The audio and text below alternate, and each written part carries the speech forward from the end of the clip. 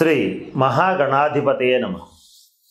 ఈరోజు మనం అశ్విని నుంచి రేవతి వరకు ఉన్నటువంటి 27 నక్షత్రాల్లో జన్మించిన జాతకుల జన్మకాల విశేషాల గురించి తెలుసుకోవడంలో భాగంగా పుబ్బా నక్షత్రంలో జన్మించినటువంటి జాతకులకి ఏ రకమైన లక్షణాలు ఉంటాయి, ఏమి చెయ్యాలి, ఏమి చేయకూడదు, ఏ విషయాల్లో జాగ్రత్తలు పాటించాలి, ఎవరిని వివాహం చేసుకోవాలి, ఎవరిని వివాహం చేసుకోకూడదు, ఇటువంటి అనేక అంశాల గురించి కూలంకషంగా తెలుసుకోవటానికి ప్రయత్నం చేద్దాం. మొట్టమొదట పుబ్బా నక్షత్ర జాతకులు అని చెప్పి ఎవరిని అంటామనంటే, జన్మ జాతకరీత్యా అంటే పుట్టిన తేదీ, నెల, సంవత్సరం, జనన సమయాన్ని బట్టి పంచాంగ గణన చేస్తూ ఉంటే ఆ రోజున పుబ్బా నక్షత్రం కనుక ఉంటే వాళ్ళందరూ కూడా పుబ్బా నక్షత్ర జాతకుల కింద పరిగణించబడతారు. ఈ నక్షత్రానికి అధిపతి శుక్రుడు. ఈ పుబ్బా నక్షత్రం 12 రాశుల్లోకి సింహరాశిలో ఉంటుంది. ఆ రాశి అధిపతి రవి. కనుక ఈ పుబ్బా నక్షత్రంలో జన్మించినటువంటి వాళ్ళ మీద రవి శుక్ర గ్రహాల ప్రభావం చాలా ఎక్కువగా ఉంటుంది. కొంతమందికి జనన జాతక వివరాలు తెలిసే అవకాశం తక్కువ ఉంటుంది, అంటే పుట్టిన తేదీ తెలియకపోవచ్చు. వాళ్ళు చేయాల్సింది ఏంటంటే పేరులోని మొట్టమొదటి అక్షరాన్ని కాస్త పరిశీలించండి. ఆ అక్షరం మో ట టీ టు అనేటువంటిది కనుక అయ్యుంటే ఈ నాలుగిట్లో ఒకటైనా వాళ్ళందరూ కూడా పుబ్బా నక్షత్రం సింహరాశి జాతకుల కింద పరిగణించబడతారు. ఉదాహరణ చెప్పాలంటే మోహన్, టాబు, టింకు ఇటువంటి పేర్లు కలిగినటువంటి వాళ్ళందరూ కూడా పుబ్బా నక్షత్ర జాతకులుగా పరిగణించబడతారు. ఇప్పుడు పుబ్బా నక్షత్రంలో గనక శిశువు జన్మించేటట్లయితే స్వల్ప దోషం ఉంటుంది. అంటే ఇది శాంతి నక్షత్రం కనుక దీనికి తప్పనిసరిగా నవవిధ శాంతి పరిహార క్రియల్ని జరిపించుకోవాలి. కొంతమంది లెక్క ప్రకారం 1, 2, 3 పాదాలు దోషం లేదు, 4వ పాదం మాత్రమే దోషం అని చెప్తూ ఉంటారు. ఇట్లా ఒక పాదం దోషం ఉన్నా కూడా 4 పాదాలు దోషం ఉన్నట్టే లెక్క. అంటే ఆ నక్షత్రం మొత్తం శాంతి నక్షత్రం కిందే లెక్క కనుక వాళ్ళు ఖచ్చితంగా శాంతి పరిహార క్రియల్ని జరిపించాలి. రుద్రాభిషేకం జరిపించుకోవాలి.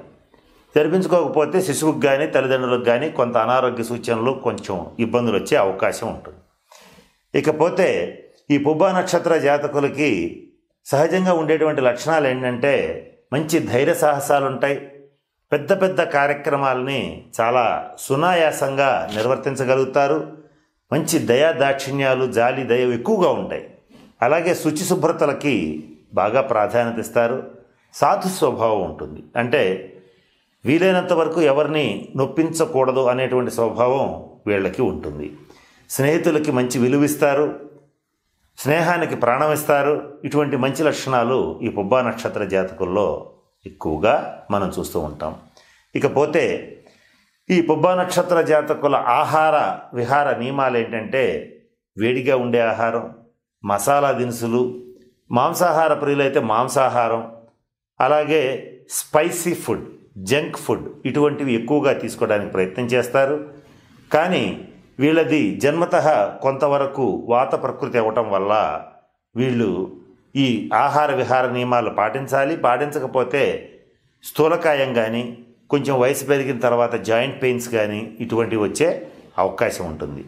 వంశపారంపర్యంగా వచ్చేటువంటి బీపీ, షుగరు, కార్డియాటిక్ ప్రాబ్లమ్స్ వచ్చే అవకాశాలు కూడా వీళ్ళకి ఎక్కువగా ఉంటాయి. ఇక ఈ పుబ్బా నక్షత్ర జాతకులకి ముఖ్యంగా చెప్పాల్సిన పరిస్థితి ఏంటంటే వీళ్ళకి పడమర ఫేస్ ఇల్లు బాగా కలిసి వస్తుంది. వీళ్ళు పడమర ముఖద్వారం ఉన్నటువంటి ఇంట్లో ఉంటే వీళ్ళ అభివృద్ధి చాలా బాగుంటుంది. తర్వాత వీళ్ళకి కలిసి వచ్చేటువంటి సంఖ్య 6, 3, 5, 7. వీళ్ళ కార్ల నెంబర్లు కానీ, బైకుల నెంబర్లు కానీ, వాడే సెల్ ఫోన్ నెంబర్స్ కానీ టోటల్ చేసేటట్లయితే 6 రావాలి. తర్వాత 3, 5, 7 కూడా వీళ్ళకి అదృష్టాన్ని తెచ్చిపెడతాయి. అలాగే ప్రతి నెలలోనూ 6, 15, 24, 3, 12, 21, 30, 5, 14, 23, 7, 16, 25 తారీఖులు బాగా కలిసి వస్తాయి. అలాగే వారాల్లోకి వచ్చేటప్పటికి బుధ, శుక్ర, శనివారాలు బాగా కలిసి వస్తాయి. ఇందాక నేను చెప్పినటువంటి తేదీలు బుధ, శుక్ర, శనివారాలు కాంబినేషన్లో కనుక వచ్చేటట్లయితే ప్రముఖుల్ని కలవటం, ముఖ్యమైన కార్యక్రమాలు ప్రారంభించటం, వివాహాది శుభకార్యాలు చేయటం, ఇటువంటి వాటన్నిటికీ కూడా మంచి శుభ ఫలితాలు ఏర్పడేటువంటి పరిస్థితి ఉంటుంది. వీళ్ళు మనుష్య గణానికి చెందినటువంటి వాళ్ళు. వీళ్ళకి అదృష్ట దేవత శివుడు. తప్పనిసరిగా వీళ్ళు శివారాధన చేయాలి. జీవితంలో ఒక్కసారైనా సరే కాశీ కానీ శ్రీశైలం కానీ వెళ్ళి శివ దర్శనం చేసుకునేటట్లయితే వీళ్ళకి అప్పటి వరకు ఉన్నటువంటి సమస్యలన్నీ కూడా తొలగిపోతాయి. ఈ పుబ్బా నక్షత్రంలో జన్మించినటువంటి జాతకుల్లో ఎక్కువ భాగం డాక్టర్స్, ఇంజనీర్సు, బడా బడా వ్యాపారవేత్తలు, బిల్డర్సు, ఇండస్ట్రియలిస్ట్స్, పారిశ్రామికవేత్తలు, అలాగే మరి ముఖ్యంగా చెప్పాలంటే కళాకారులు, ఆర్టిస్టులు, అంటే సినిమాల్లో నటించేటువంటి వాళ్ళు, సినిమా రంగానికి చెందినటువంటి వాళ్ళు, మీడియా రంగానికి చెందినటువంటి వాళ్ళు ఎక్కువగా ఉంటారు. ఇకపోతే వీళ్ళ విషయానికి వచ్చేటట్లయితే వీళ్ళ వైవాహిక జీవితం దాదాపుగా అందరికీ బాగుంటుంది. స్త్రీలకు ఇంకా బాగుంటుంది. అంటే మంచి ఆనందకరమైనటువంటి వైవాహిక జీవితాన్ని గడుపుతారు. పుత్ర సంతాన ప్రాప్తి కూడా వీళ్ళకి ఉంటుంది. మరొక ముఖ్యమైన విషయం ఏంటంటే వీళ్ళు పుబ్బా నక్షత్ర జాతకులు పురుషులైతే ఎక్కువగా భార్య మాటకి విలువిచ్చేవాళ్ళు ఉంటారు. ఇది వీళ్ళ జాతకంలో ఉన్నటువంటి మరొక ముఖ్యమైన విశేషం. వీళ్ళకి ఆత్మవిశ్వాసం, ఆత్మ గౌరవం చాలా ఎక్కువగా ఉంటాయి. వీళ్ళు జీవితంలో పొరపాటున కూడా పుబ్బ, పూర్వాషాఢ, భరణి నక్షత్రాలు కానీ, అలాగే అనురాధ, పుష్యమి, ఉత్తరాభద్ర నక్షత్రాల వాళ్ళని కానీ, ఆశ్లేష, రోహిణి నక్షత్ర జాతకులను కానీ వీలైనంత వరకు చేసుకోకుండా ఉండటం మంచిది. చేసుకునేటట్లయితే భేదాభిప్రాయాలు వస్తాయి. శ్రవణ నక్షత్రం, ఉత్తరాషాఢ నక్షత్ర జాతకులను కూడా చేసుకోకుండా మంచిది. వీళ్ళని చేసుకునేటట్లయితే జీవితంలో కొంచెం భేదాభిప్రాయాలు రావటం, సంతాన విషయంలో ఇబ్బందులు కలగటం, ఇటువంటివి కలిగే అవకాశాలు ఉంటాయి. ఏదేమైనప్పటికీ వీళ్ళకి ఆరాధ్య దేవత అయినటువంటి శివుణ్ణి కనుక ఆరాధించేటట్లయితే జాతక గ్రంథంలో ఉన్నటువంటి ఇబ్బందులన్నీ కూడా తొలగిపోతాయి. మరి ముఖ్యంగా పుబ్బా నక్షత్ర జాతకులు అదృష్టవంతులని చెప్పవచ్చు.